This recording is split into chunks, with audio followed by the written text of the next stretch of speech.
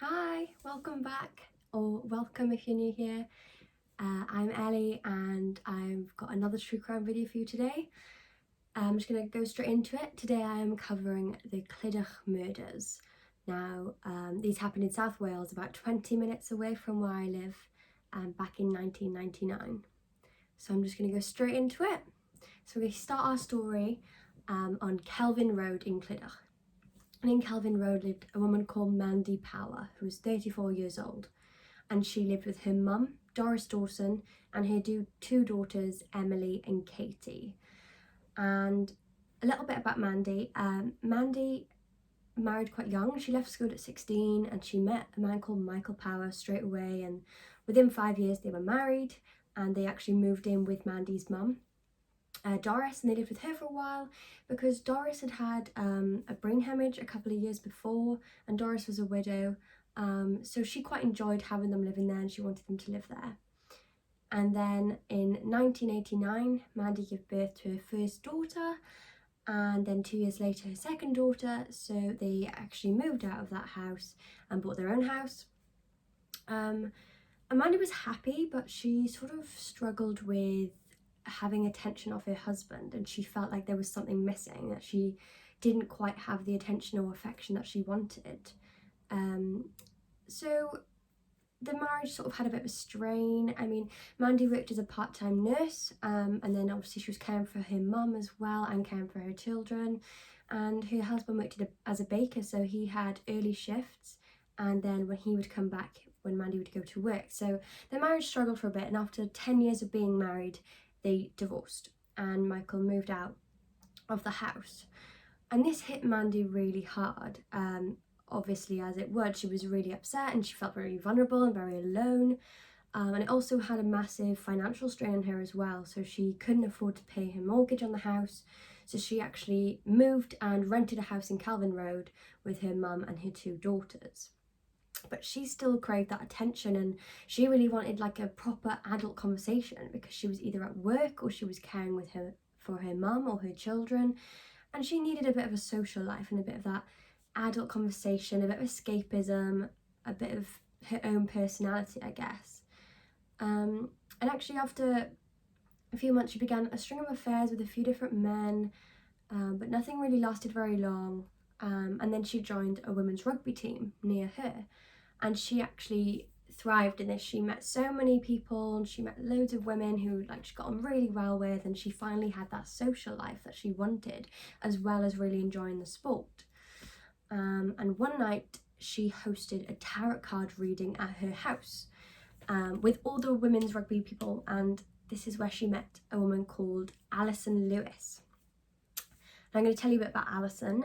So Alison Lewis, she met her husband when she was quite young on a police training course, and they married quite soon after. But Alison had sort of always struggled with her sexuality. She'd sort of had crushes on female teachers when she was growing up, had the odd feeling but wasn't 100% sure and wanted to kind of bury those feelings and didn't really want to face up to it. So she married a man, but she had struggled with her sexuality quite a bit, and I think she found marriage life quite difficult and it didn't run that smoothly for Alison. And then she really wanted to have children, so it took her about 3 years, but then she finally did. She had two daughters called Catherine and Rhiannon. So she was in the police force and so was her husband, but she actually left because she was quite traumatised from being the first officer to arrive at a suicide attempt. And after that, it really affected her and she just needed a break, which is completely understandable, I guess. So she took a big break away from being in the police, and during this time she took up rugby and joined a women's rugby team, and she loved it. She was always really good at sports. Apparently she did a lot of karate before, but she was really good at rugby, and so good actually she actually represented Wales for a small amount of time. She was really, really good, and this also opened her eyes to not only a social life, but she really got to see the gay scene in Swansea and Cardiff. So a lot of the women on the rugby team were gay and openly gay, and she sort of saw a side, a social side that she'd not seen before, and she would constantly go on nights out and go to gay bars and was really, really thriving. And I think this was only sort of reassuring that she did have these issues with sexuality and she wasn't 100% happy with her sexuality or her marriage. And in 1996 she had her first ever sexual experience with a woman, and this definitely solidified to her that she was gay, and she knew that she was gay, and she knew that she didn't really want to be with her husband anymore because she wanted to be with a woman. So in 1998 she was invited to a tarot card reading with a lot of her friends at Mandy Power's house. And this was a night that sort of changed quite a lot for the two women. So like I said, Mandy had always sort of been looking for that attention, that affection from people, and she got on very, very well with Alison Lewis.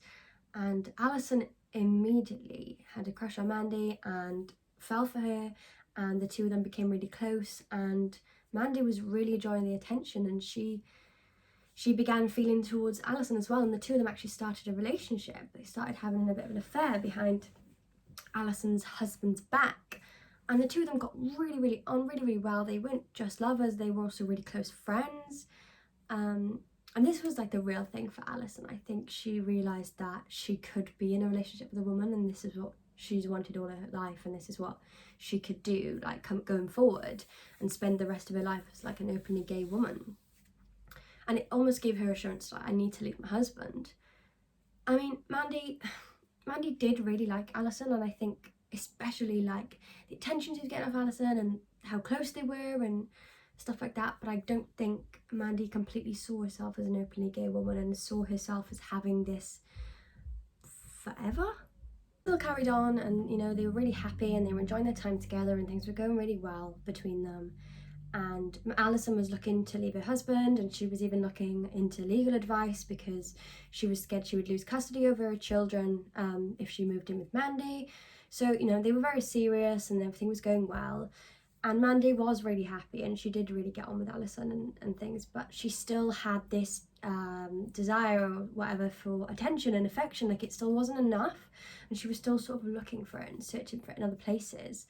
And she actually told some of her friends that she had been diagnosed with cancer, and a lot of her friends were obviously concerned, and they would take her to these pretend appointments and treatments. So she would get them to pick her up and drop her off at the hospital, and then she would sort of wait and then get picked back up. And Alison became suspicious of it and sort of questioned her a little bit, and Mandy just told her the truth, said, I've been lying.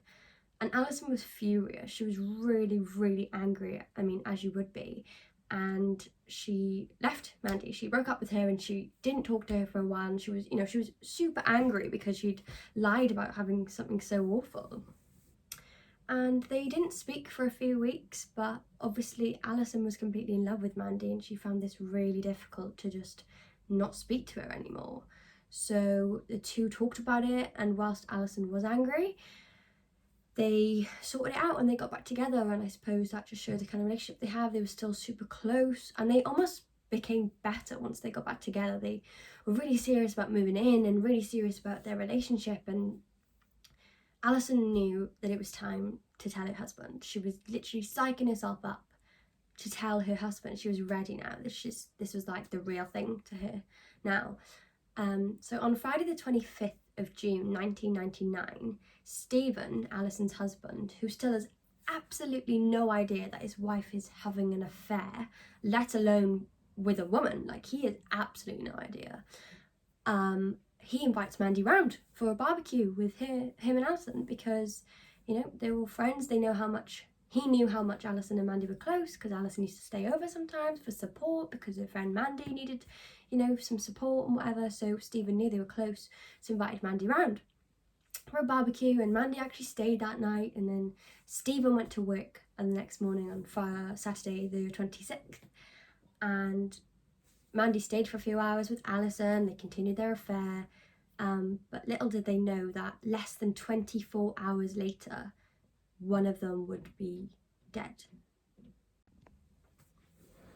So, on early hours of Sunday the 27th of June 1999, residents of Kelvin Road all became aware of this massive fire at number 9. It was coming from the kitchen, there was smoke everywhere, there was flames everywhere, and they became really, really concerned and phoned emergency services at around 4:27 a.m. because they knew that was the house of Mandy Power, her mother Doris Dawson, and her 2 children, Katie and Emily. Now, as soon as emergency services came, the fire service came, they went inside and they managed to sort of calm the blaze down and get out the residents, to check on the residents, to go and like rescue them. And first, one of the firefighters pulled out one of the young girls, and he got a paramedic to try and resuscitate her. And that's when the paramedic realised that this young girl was already dead, unfortunately. But it wasn't from smoke inhalation or from the fire. This little girl was covered in blood. She'd actually been murdered. So then the firefighters were inside the house looking for the other 3, brought them all outside and realised that all 4 members of this household were already dead, and it was not from the fire. This was before the fire had even reached any of their bedrooms. So this is when it became very clear that this was a murder. This was not a house fire.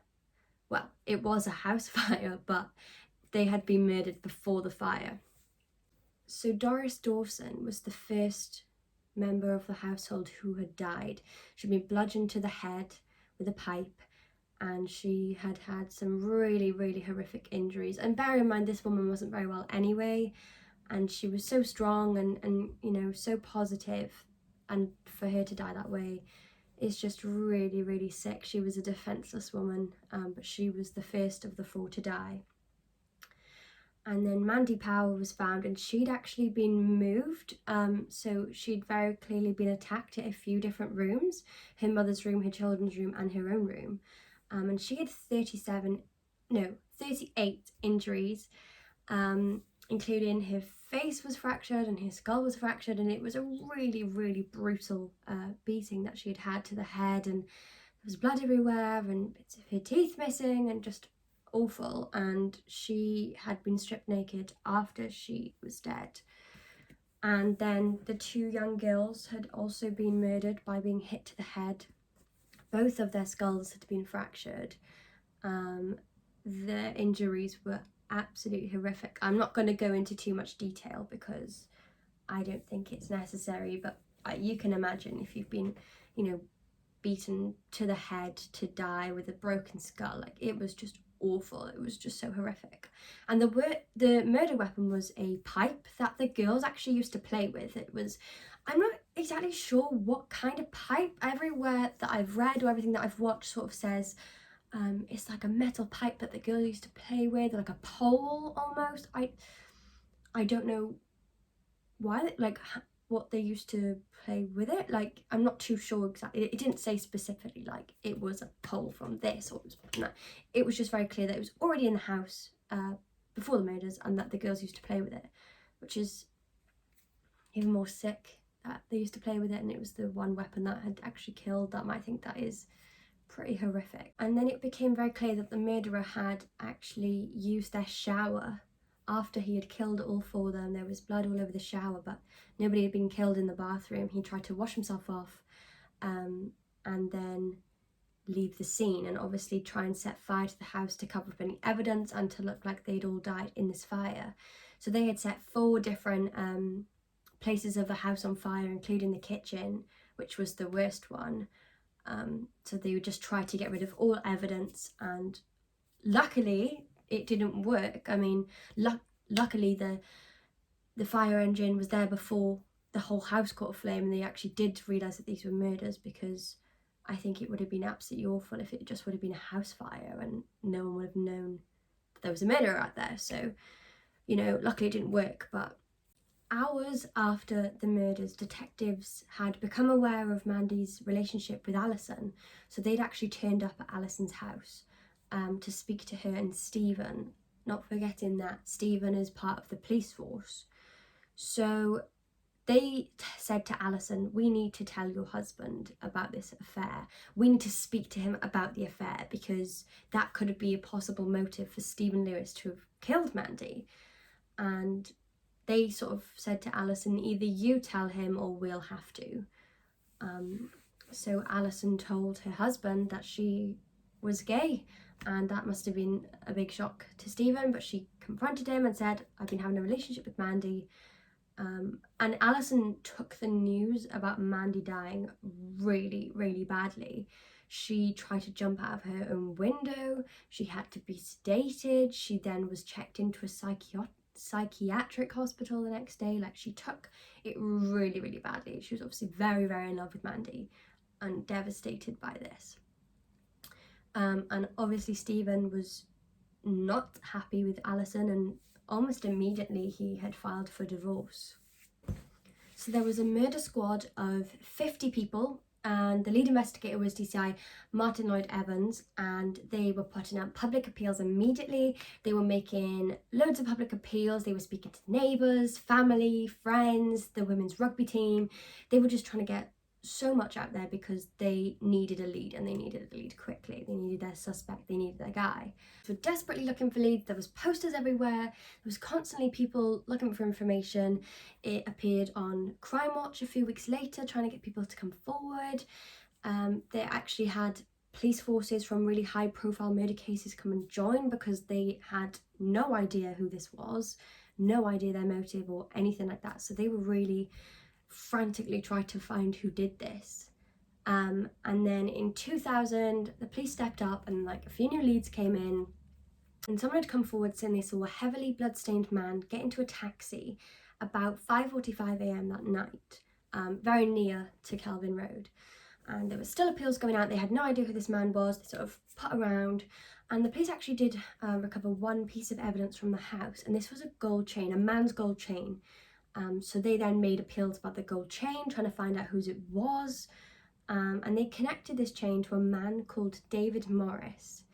Now, David Morris was sort of known in this area. He had a bit of a violent past. He used to get into fights, and he'd sometimes take some drugs and get drunk, and sort of, you know, he wasn't necessarily the most innocent of men. He had a bit of a past, and he and Mandy had actually been having an affair.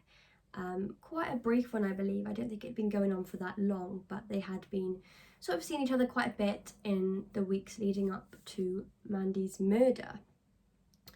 Now, that night he'd been reportedly in the pub until about 11:30, and he'd left the pub to go to Mandy's house to see Mandy. And apparently Mandy had rejected him and turned him away and said she didn't want to see him.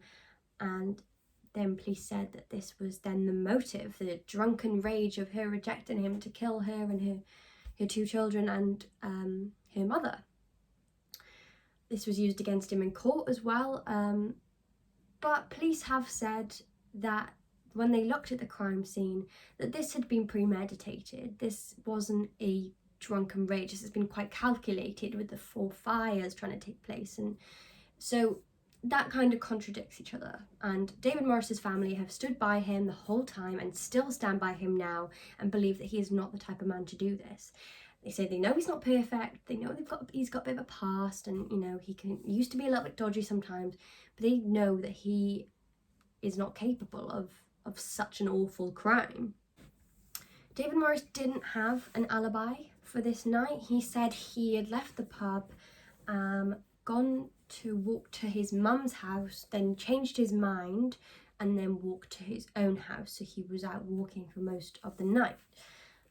He kind of denied that the chain was his for a while. He didn't admit that the chain was his until he was in court, and he said it was his because he had been at Mandy's house a few days before. But his solicitor believes that his only motive would have been the drunken rage. That's all they've got on him. They haven't got a clear motive or a clear reason why David Morris would do this other than being drunk and being rejected. And is that enough to make you suddenly go through with a calculated murder? I'm not sure. But also at this time and quite early on, police believed that Alison and Stephen might have a motive. The police believed that Stephen had known about this affair a lot earlier than he was letting on. They thought he knew about this affair for a while, and that would be the perfect motive to kill Mandy because he loved his wife and didn't want his wife to love somebody else. So he was angry. So this gave Stephen Lewis a motive. But remember, Stephen Lewis was a police officer. He was one of their own. They weren't gonna just, you know, assume straight away that one of their own would have done something like this.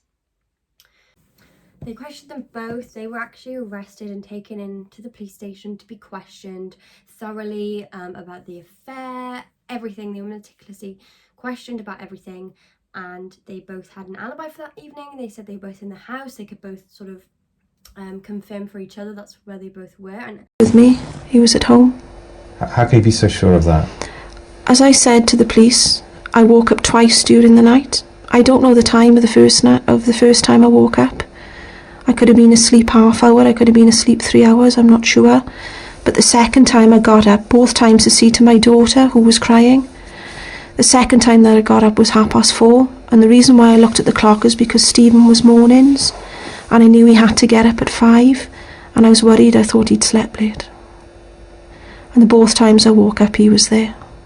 Alison was so very clearly shocked by these murders that I think her reaction spoke for herself. I think it was very clearly not Alison. She loved Mandy, and from her reaction of trying to jump out of her window and having to be sedated, it became very clear that she had no reason to want Mandy dead.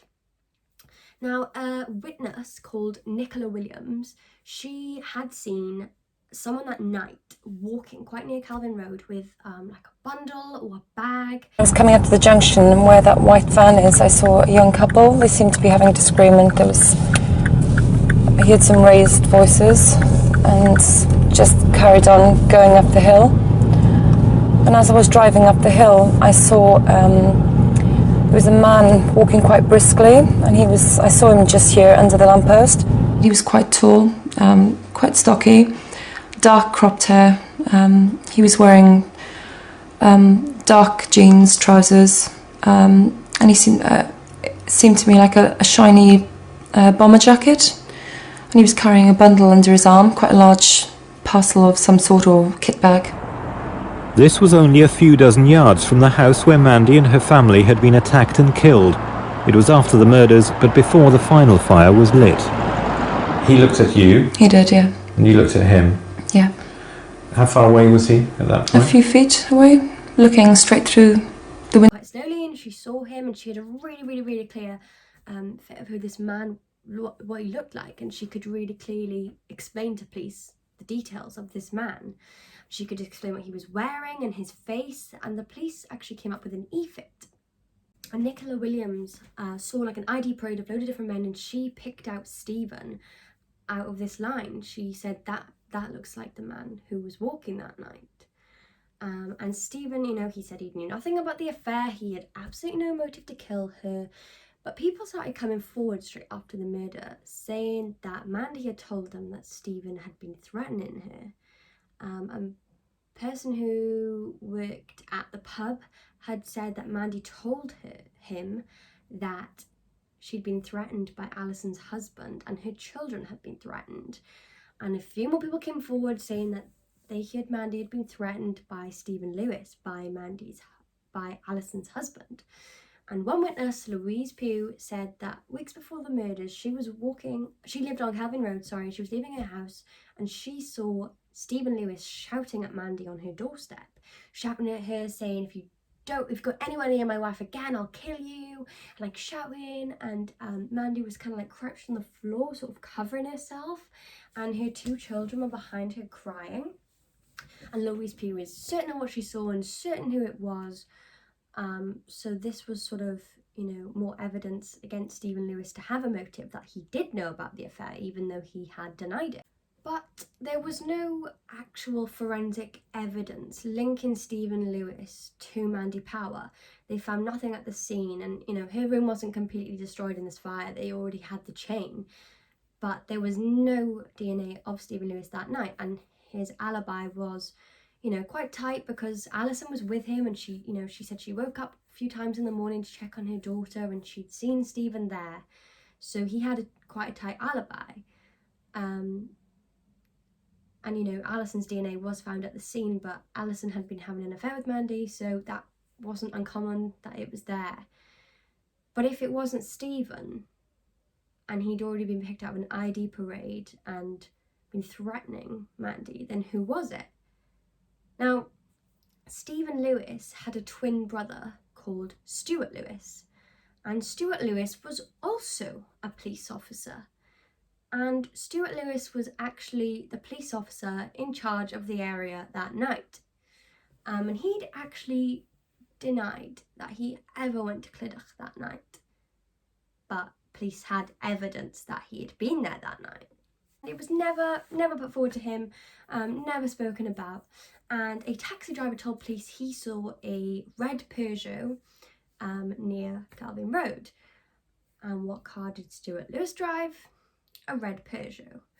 And Stuart Lewis hadn't used a police car that night. He'd used his own car, and he never gave any reason when he was doing police records why he was using his own car that night. It turns out he was the inspector in charge of the area on the night of the murders. Inspector Stuart Lewis was based in a police station on the outskirts of Swansea.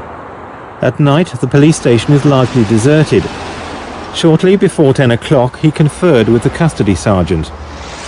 According to Stuart Lewis, after that he was alone in the inspector's office writing reports until he left the police station at 10 past midnight to go on general patrol.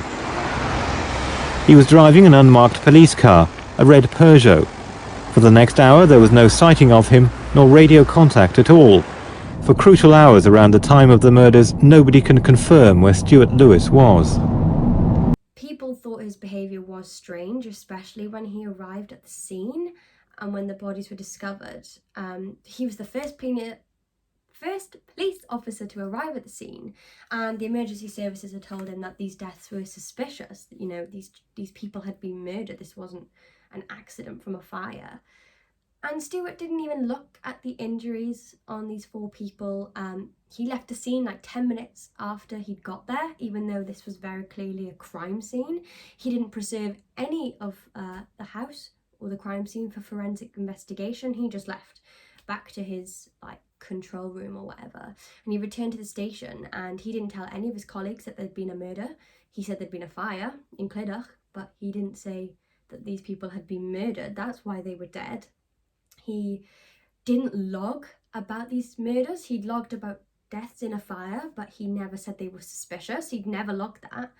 And other senior officers knew that Stuart's behaviour was really odd. I mean, you just got a murder. I mean, this doesn't happen that often around here. It's not like we live in a really, really high place of crime where there's murders every weekend and, just police can't stop solving them. It's not a very common thing to happen, especially 4 murders in one night under such suspicious circumstances. You think you would log that immediately. This is, a big deal. But he didn't. It was like he didn't care that there was a murder investigation about to happen, or he didn't see the severity of the situation.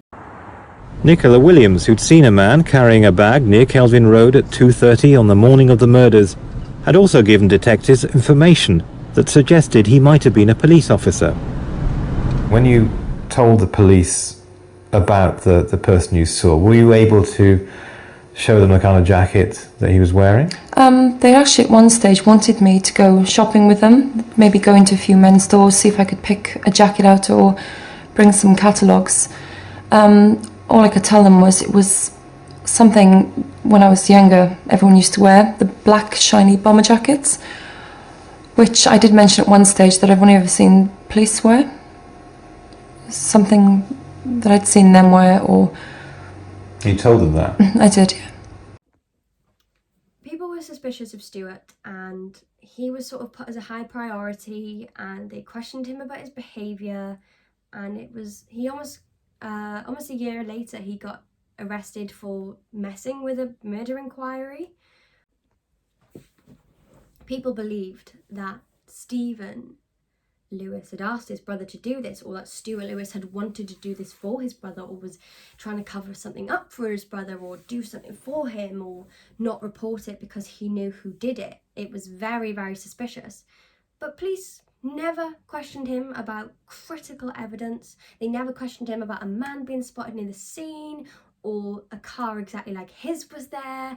They never charged him with any offence. He never had any charges against him, never even looked into, never questioned. He just had a disciplinary because he didn't log things correctly. And, you know, he wasn't even put into the ID parade that Nicola Williams picked Stephen in. So Stuart wasn't even included in that, or afterwards she wasn't even shown a photo of him. And, you know, David Morris was in this lineup, and Nicola had said that it wasn't him that she saw. She picked out Stephen. But if Stephen had an alibi, then surely they'd include Stuart, who looks exactly like him. She could have easily picked him out. And can I just say that this ID parade wasn't shown to Nicola Williams until I think it was like a year and a half. It was either a year or a year and a half within that time. That was the first time she saw it.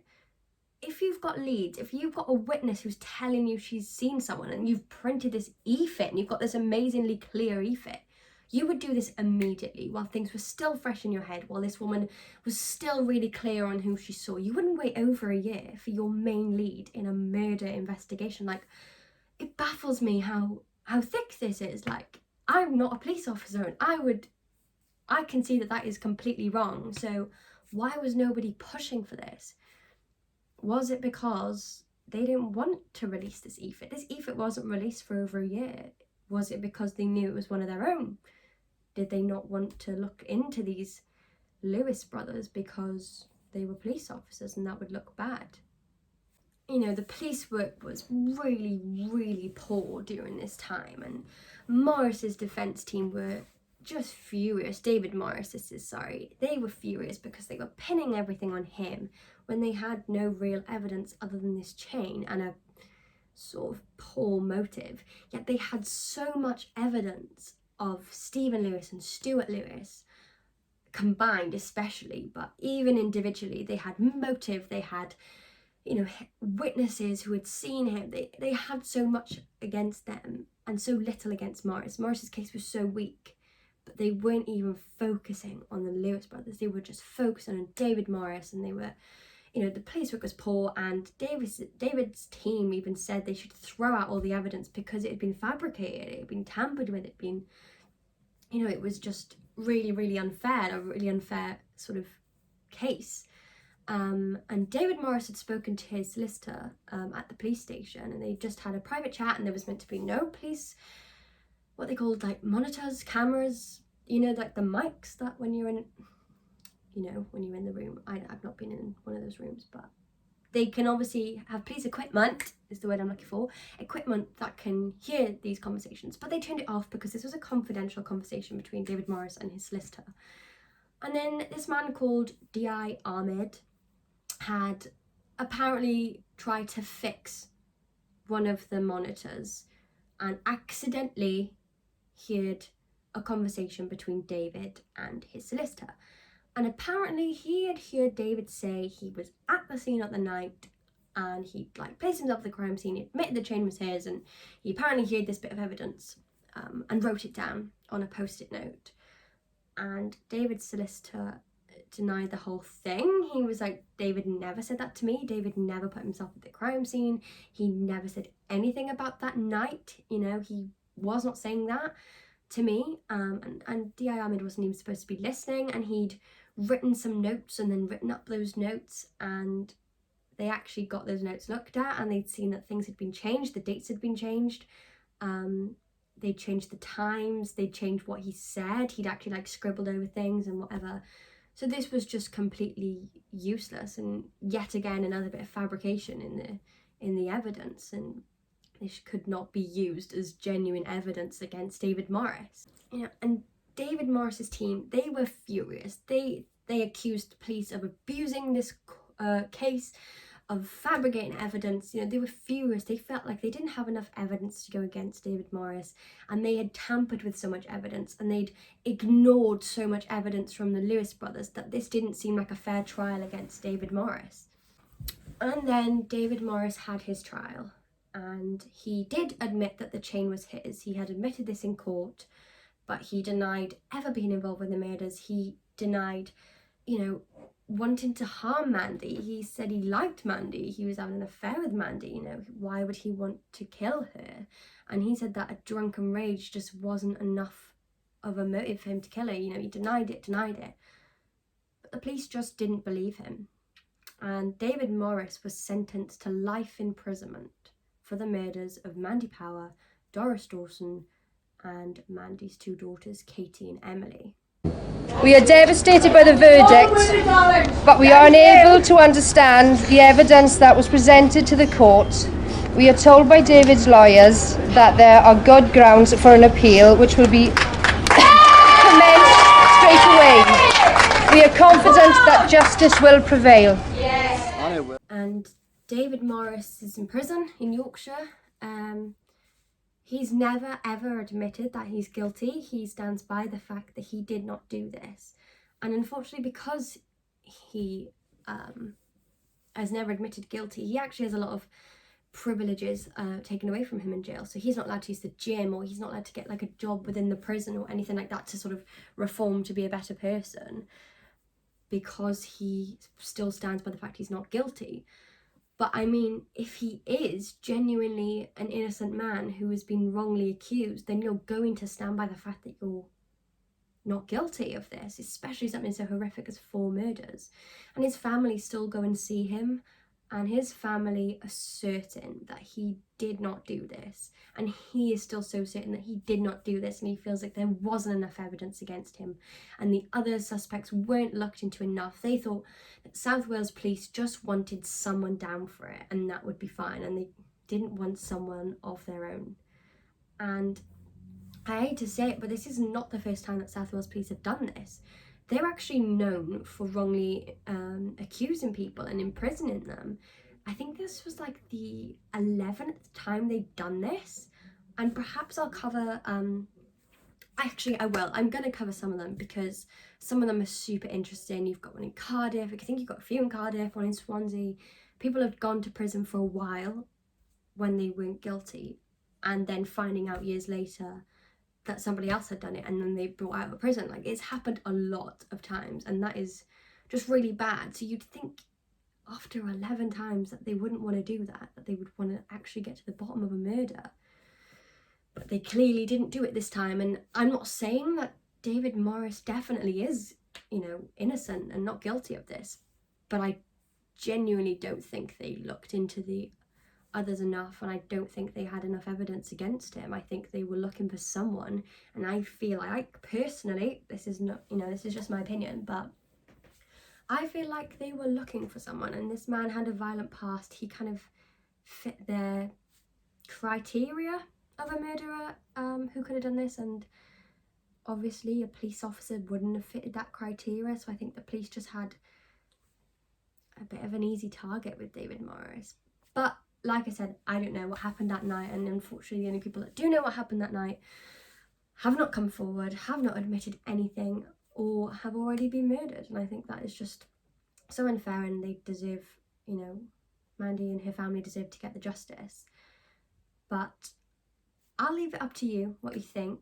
Oh, quickly, I just wanted to mention, so a lot of people around this area in CLYDACH in Swansea, they believe that Di Morris is what he's called, David Morris, is innocent.